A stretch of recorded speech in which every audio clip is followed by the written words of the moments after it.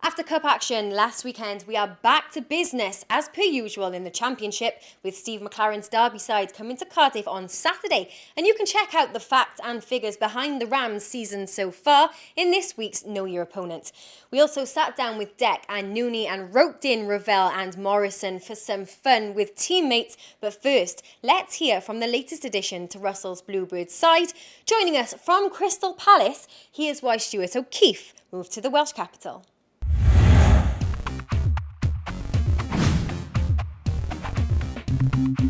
I was at a stage in my career when I felt it was time for me to move on. I had some good years at Palace, but I'm 23 now. I want to get on with my life in Cardiff. It's a big club, good history, and I'm looking forward to the new challenge and moving over here. The club's full signing of the window. Tell us what you're going to bring to the side. Tell us about the sort of player you are. I like to bring energy, high tempo, intensity to the game. I also like to keep the ball past the ball, but I like a challenge, and I like to just bring as much intensity, tempo to the game as I can. And what's the manager said to you? You know him from before?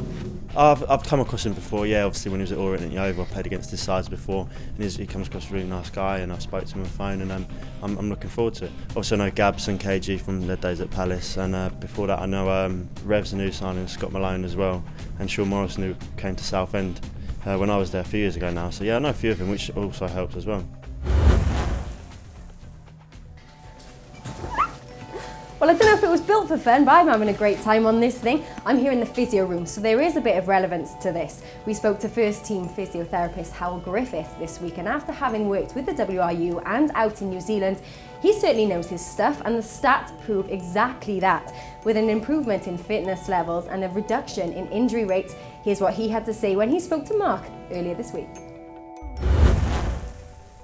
Well, thanks for joining us. Apologies for catching you in January. Tell us how the month sort of works in terms of when a player comes in, what are your responsibilities? When a new player comes in, they brought through to us first, and we obviously run them through a whole series of questionnaires and various medicals. We carry out a medical. We have an orthopaedic team in the Vale look at the player. We have cardiologists in the Vale as well that look at them, and then we run a whole series of different blood tests, etc. And we make sure that they're medically sound and that we're buying something that's worth buying. The manager's keen to talk about the improved levels of fitness in his side, and that's something that Howell's team can be proud of. We're building all the time, and I think behind any performance team you've got to put performance structures, and we're trying to do that. We set ourselves targets, we're setting ourselves above 90% availability for training and match play, and we've achieved that every month this year. So obviously the fans aren't always aware of those things, but we're constantly setting targets and moving things and checking that we're reaching criteria and standards, and making sure that the players can perform and they're ready to come back.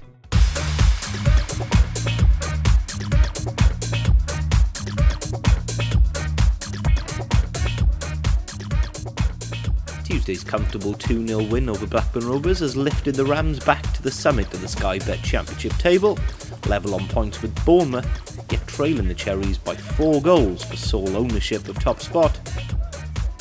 In terms of team goals, only Bournemouth and Watford can top the 50 that the Rams have netted so far, whilst the load has been impressively shared amongst 14 separate scorers.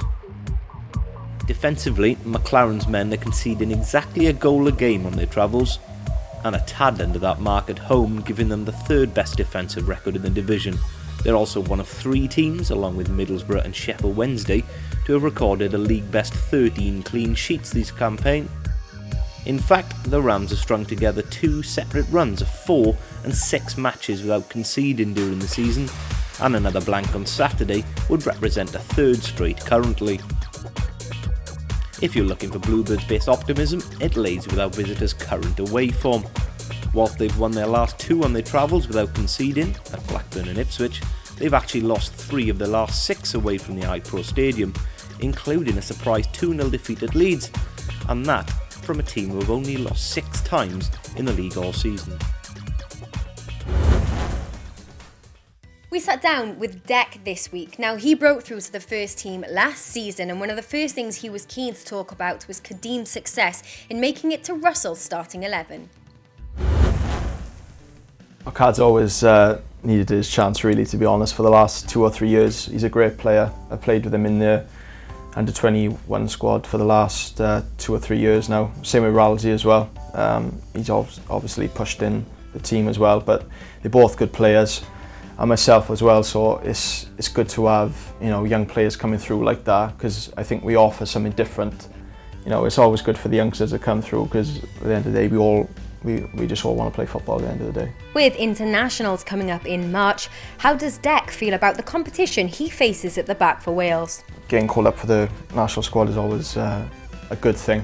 But like you said, it is tough with the players they have got in there, especially with, you know, players like Ben Davies, Neil Taylor, Paul Dummett is another one who can play there as well from Newcastle. So it's tough for me, but like I said, if I just, you know, sort of get my starting place in the team, then hopefully I can just progress onto the national squad and make my place in that squad as well. Let's take a look at what else is going on around the club this week. Simon Moore took a trip to Barry this week and visited Oakfield Primary School to help out Year 3 and 4 with their sportswear design project. I had to do a presentation on equipment that I wear from day to day, and obviously I brought in my goalkeeping gloves and I brought in my football boots to show the kids, and I say they just asked me a handful of questions of why do I wear it and what do they do, etc. So no, it was great, and I used to work in the school myself as a teaching assistant, so it's quite nice to come back, and it was a really enjoyable day, to be honest. Cardiff City Community Foundation were lucky enough to link up with business in the community and LexisNexis this week at the Vale Hotel as they participated in the Premier League Enterprise Challenge.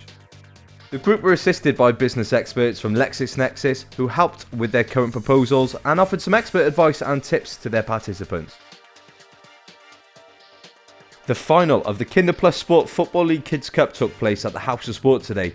Cardiff City Primary School coming in at top and winning the tournament. Our futsal under-18s A side drew 1-1 this week against Crewe at the Birmingham Indoor Arena. Nilton Tarosa's under-21 side drew 1-1 away at Ipswich on Tuesday. They're next in action against Brentford on Monday at the Cardiff City Stadium, kick-off 7 p.m. And the under-18s won 1-0 against Bristol on Saturday. Eli Phipps scoring the winner in the first half. They'll next take on QPR away on Saturday. This week, Craig Noone was officially unveiled as ambassador of the Dreams and Wishes charity. Here he is with senior physio Adam Ratbury, who was also a board member of the charity. Something that I've always wanted to get involved in. And that's the kit, man. Yeah, correct. Yeah, as I say, it's something that I wanted to get involved in. I think I'd like to be involved in a charity, and I think this ticks all the boxes for the one that I want to be involved in. Last week, the whole squad took part in a green screen photo shoot, so I grabbed Alex and Sean to find out what kind of an impression their teammates have made on them so far. From what you've seen so far, who's the biggest joker in the pack? Definitely not Tom Adeyemi.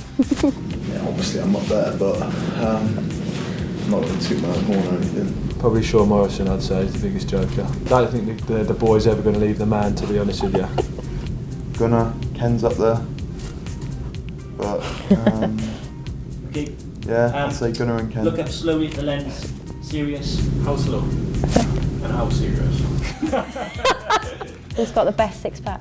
Ah, there we go. I'm in. These questions are not helping you, mate. Pilks is probably up there. Sorry, I forgot. Simon Moore. Good six-pack. Yeah, Si's got the body of a model. So yeah, he's got the best body. Oh, Simon Moore. He's a specimen. What a guy. I would lick whipped cream off his abs. You sure you want to go on camera saying that? On record? I'll do it. What about the worst car? Okay, who's got the worst car? There's one out there, I think. There's a red Range out there at the minute that's been wrapped red. I know whose that is. I saw him pull up in it this morning. How do you think? Scott Malone's, but he's a different breed, to be honest with you. So he likes he doesn't like to be normal. So I would have to say that car. It's got cracked windscreen, cracked exhaust, no parking sensors. As long as it's got his matte wrap so on it, then it's happy days. Yeah, I'd probably say Scotty. Who's the worst dressed? Oh, worst dressed.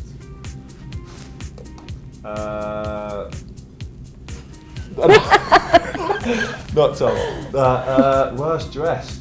Nicky Maynard comes in with those spiky trainers every day. Yeah, No, you got red bottom trainers, don't have to. Different player every day. Who's the most likely to become a pundit after they finish their career ends, their playing career ends? I think Turns not. I think he likes to think he knows his stuff. I think I'd probably say Turns. Or Tom. Tom's well educated. I think he can probably hold it. Got in there, Tom. Yeah. You were the answer. I have to, because he's staying in there. He hasn't left. He's that desperate for me awkward to say moment something. when Yeah. Tom wants to He's be the just waiting answer. for me to say something every time. So I'm going to have to say Tom. This guy, Noone. You reckon? Yeah. Gift of the gab. And the accent to go with it too. Yeah. Okay. New Jamie Carragher. You can't let both of them speaking to each other on TV, mate. No one would. That'd be subtitled the whole way through. Huh?